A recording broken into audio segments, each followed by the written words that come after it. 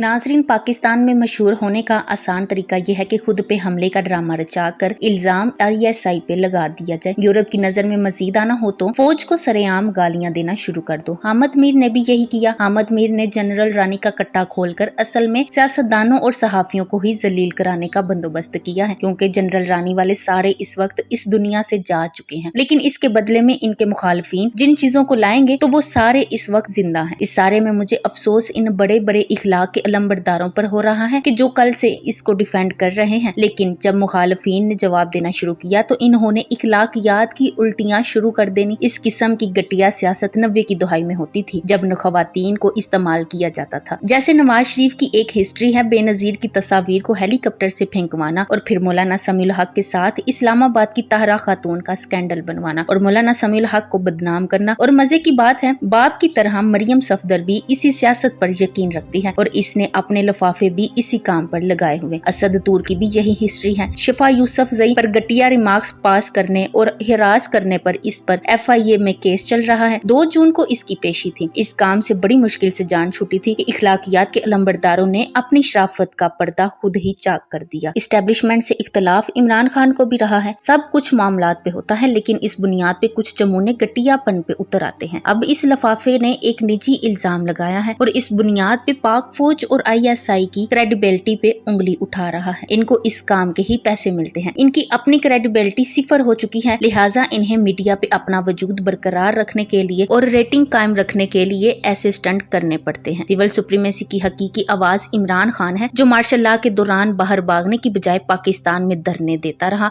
और एहतजाजी तहरीक चलाई, जिसके घर वालों को पीटा गया, जो खुद जेल गया। इसने डिक्टेटर के दौर में भी खुद पे हमले का या फिर निजी मामलात का बहाना बना के अपना लेवल नहीं गिराया। ISI और पाक फौज हमारे काबिल फख्र इदारे हैं। सिविल सुप्रीमेसी की मुहिम में इन मगरब के हड्डी खोरों से कंफ्यूज होकर अपने इदारों के खिलाफ इनका साथ हरगिज मत दीजिए। इनको हड्डी मिलती है तो ये भौंकना शुरू हो जाते हैं। गैरों के हाथों में खेलने और इनके बयानियों को प्रमोट करके अपने मुल्क को नुकसान मत पहुंचाइए। ये 5th जनरेशन वार है। ये बयानिया की जंग है जिससे बहरकैफ हम नहीं लड़ना है, लिहाजा ऐसे लोगों से सावधान रहिए। इसराइल के खिलाफ जंगी जुराइम के तहत कार्रवाई की करारदाद पास होते ही इसराइल ने धमकी लगा दी थी कि शीशे के घर में बैठकर पाकिस्तान इसराइल पे पत्थर फेंक रहा है। खुद पाकिस्तान के अंदर इंसानी हकूक की खिलाफ वर्जी होती है। तवक्को के ऐन मुताबिक पाकिस्तान के अंदर से ही रियासत पे जवाबी वार किया गया। असद तूर नामी एक गुमनाम यूट्यूबर पे तशद्दुद का ड्रामा रचाकर इल्जाम ISI पे लगाया गया, ताकि इंसानी हकूक की खिलाफ वर्जी अमूमन और मीडिया की आजादी पे कदगन को खसूसन हाईलाइट किया जाए। इसके बाद हामिद मीर जैसे पालतू मैदान में उतरे, जिन्होंने पाक फौज के खिलाफ पूरे जोरों शोर से भौंकना शुरू किया। इसकी छोटी सी टोली के एहतजाज के बाद दुनिया में ये तासुर देने की कोशिश की गई कि पाकिस्तान में सहाफत इस्टेब्लिशमेंट के अंडर है और सहाफी बरादरी सरापा एहतजाज है। ये इस बयानिए का बदला था जो पाकिस्तानी वजीर खारजा ने डीप पॉकेट्स कहकर इसराइल और अमेरिका की चीखें निकाली थी। अब जवाबी वार जरूरी था ताकि ये जाहिर किया जा सके कि पाकिस्तान में फौज के खिलाफ बोलने पे सहाफियों को जद्दोकोब किया जाता है। इसके बाद BBC के मशहूर नुमाइंदा स्टीफन साकर को आगे किया गया और पाकिस्तानी वजीर इत्तलात फवाद चौधरी से इंटरव्यू किया गया, ताकि इस मामले को मजीद बढ़ा चढ़ा कर बयान किया जाए। स्टीफन ने अपने इंटरव्यू का आगाज ही पाकिस्तान को डीप स्टेट कहकर किया, जिससे मगरबी मीडिया की फ्रस्ट्रेशन का अंदाजा लगाया जा सकता है। इंटरव्यू के दौरान वो बार बार ये साबित करने की कोशिश करता रहा कि यहाँ हुकूमत कठपुतली है, आर्मी और खुफिया एजेंसी ही मुल्क को चलाती है, सहाफियों को जद्दोकोब किया जाता है। तहम इमरान खान के सिपाही ने स्टीफन साकर वाले इस पत्ते को कामयाबी से नाकाम बना दिया। इन्होंने हर मौका पे बेहतरीन जवाबी वार किए, जिसकी स्टीफन या मगरबी मीडिया ने तवक्को नहीं की थी। रियासती इदारों का बेहतरीन दिफा किया गया। ये सिर्फ नुक्ता आगाज है। अब पाकिस्तान को चारों जानिब से घेरा जा रहा है। मगरब के साथ बयानिया की जंग शुरू हो चुकी है। पाकिस्तान मगरब को अंदाजे से ज्यादा नुकसान पहुंचा चुका है और इनकी सालों की मेहनत और मीडिया में अरबों डॉलर की सरमायाकारी पे पाकिस्तान ने पानी फेर दिया है। लिहाजा अब वो जवाबी वार कर रहे हैं। अब मुल्क के अंदर छुपे मीर जाफर खुल के सामने आएंगे। उधर भारत के जरिए CPEC को नुकसान पहुंचाने का प्रोग्राम है। इस हवाले से चीन आगे बढ़ा है और एक बार फिर इंडिया को सरहद पे उलझा दिया है। चीन की पेशेकदमी की वाहिद वजह यही है। चीन इंडिया को वाज़े पैगाम दे चुका है कि किसी किस्म की हरकत का जिम्मेदार वो खुद होगा। अब तमाम पाकिस्तानियों को अपनी सिविल और मिलिट्री क़यादत पे इत्मीनान करते हुए प्रोपेगेंडे की इस जंग को नाकाम बनाना है। ये 5th जनरेशन वार है। आपको मिलिट्री इस्टेब्लिशमेंट से गिले होंगे, लेकिन मजमूई मुल्क की मफाद हमेशा मुकद्दम रहता है। अपनी पाक फौज और रियासती इदारों के खिलाफ इंसानी हकूक की शदीद पामालियों के प्रोपेगेंडा गेरिल्ला वारफेयर का मुकाबला करने का वक्त आन पहुंचा है। रियासत के साथ कदम मिलाइए और हर इस हरकत से बाज रहिए जो पाकिस्तान की बदनामी का बाइस बने। सोशल मीडिया को हरगिज लाइट मत लीजिए। हालात आपके सामने हैं, फैक्ट्स देखें और खुद फैसला करें। आपको अपनी पाक फौज और रियासती इदारों के साथ खड़ा होना है या मगरबी मीडिया के प्रोपेगेंडो में इनका साथ देकर राय आमा को इनके हक में हमवार करना है। अब आते हैं इस मौजू पे कि हामिद मीर को जियो न्यूज ने अपने प्रोग्राम से निकाल दिया है। सवाल ये है कि हामिद मीर को क्यों निकाला गया। अक्सर अहबाब समझ रहे हैं कि हामिद मीर को फौज मुखालिफ तकरीर करने की वजह से चैनल ने निकाल दिया, लेकिन ऐसा हरगिज नहीं है। जियो न्यूज की तारीख उठाकर देखें और इससे बढ़कर मीर शकीलुर रहमान का माजी देख लें। हमेशा से इन्होंने मुल्क की सलामती पे रकीक हमले किए हैं। वो किसी सूरत फौज मुखालिफ तकरीर की वजह से अपने सहाफी को नहीं निकाल सकते। जियो न्यूज पे जितनी पाबंदियां लगी और जो मुश्किलात आई उतनी पाकिस्तान के किसी चैनल पे नहीं आई, लेकिन वो हर दौर में अपनी पोजीशन पे रहे। हत्ता कि मीर शकीलुर रहमान की गिरफ्तारी और चार्जेस के बाद भी इनके रवैये में कोई फर्क नहीं आया। ऐसा मुमकिन ही नहीं कि फौज या हुकूमत इन्हें कहें और वो अपने सहाफी को निकाल बाहर करें। बकौल शकीलुर रहमान वो सिर्फ बिजनेस करते हैं और जो बिजनेस करता हो उससे जहां से फंडिंग आएगी वो उसके लिए काम करेंगे। इन्हें हमेशा बैकडोर सपोर्ट रही है। हामिद मीर को निकालने की दो वजूहात हैं। नंबर एक, कैपिटल टॉक मुसलसल ऊंचाइयों पे रहने के बाद अपना मयार और हसीयत खो रहा था। किसी नए एंकर की जरूरत थी जो ऐसे प्रोग्राम को उठाए। इस दौरान हामिद मीर की इदारे के साथ कुशीदगी की भी इतलात आई थी। ऐसे में शायद हामिद मीर को मुत्तला किया गया था कि इनका प्रोग्राम किसी और को दिया जा रहा है, जिसपे इन्होंने सख्त रिएक्ट किया। बिल्कुल यही आमर लियाकत के साथ हुआ था। जब इनकी जगह को ऐसे नहीं चलेगा प्रोग्राम होस्ट बनाने की बात हुई तो इन्होंने रिएक्ट किया था। ताहम वो थोड़ा मुख्तलिफ केस भी था क्योंकि आमर लियाकत की जानिब से इदारे की पॉलिसीज की खिलाफ वर्जियां की गई थी। नंबर दो, हामिद मीर ने अपनी पोजीशन बचाने के लिए असद तूर वाले मामले पे सख्त मौकफ इख्तियार किया और गटियापन पे उतर आया। उसे लगा कि ऐसा करने के बाद इसकी रेटिंग बढ़ जाएगी। ताहम इदारे के लिए एक अच्छा मौका था कि वो हामिद मीर की छुट्टी करवा के इस तासुर को तकवीत दे कि आर्मी मुखालिफ बात करने पे पाकिस्तान में सहाफियों को निकाल दिया जाता है। ठीक यही मौकफ तलत हुसैन के मामले में स्टीफन साकर ने पेश किया, जिसकी फवाद चौधरी ने तरदीद की। ऐसे में आर्मी मोहरों ने इस तासुर को मजीद मजबूत करने के लिए जियो न्यूज को फंडिंग की और अपना काम कर दिया। अब जियो न्यूज की अवाम की नजर में कुछ हालत दुरुस्त हो गई और इसके साथ ही आलमी ताकतों को भी राजी कर लिया गया। कैपिटल टॉक के नए होस्ट की मौजूदगी में रेटिंग बढ़ने के चांसेस भी हैं। यूं जियो न्यूज ने एक तीर से कई शिकार किए। अब हामिद मीर को भी मजीद फंडिंग की जाएगी और वो पाकिस्तान मुखालिफ और फौज मुखालिफ मुहिम में तेजी लाएगा। साथ 2 माह बाद पीडीएम तहरीक को फिर से जोरों शोर से शुरू किया जाएगा ताकि इमरान खान और आर्मी को पाकिस्तान के अंदर उलझाया जा सके। डीप पॉकेट स्कैन का पूरा बदला लिया जाएगा और ये साबित करने के लिए स्टंट होते रहेंगे कि पाकिस्तान में मीडिया एस्टेब्लिशमेंट के हाथ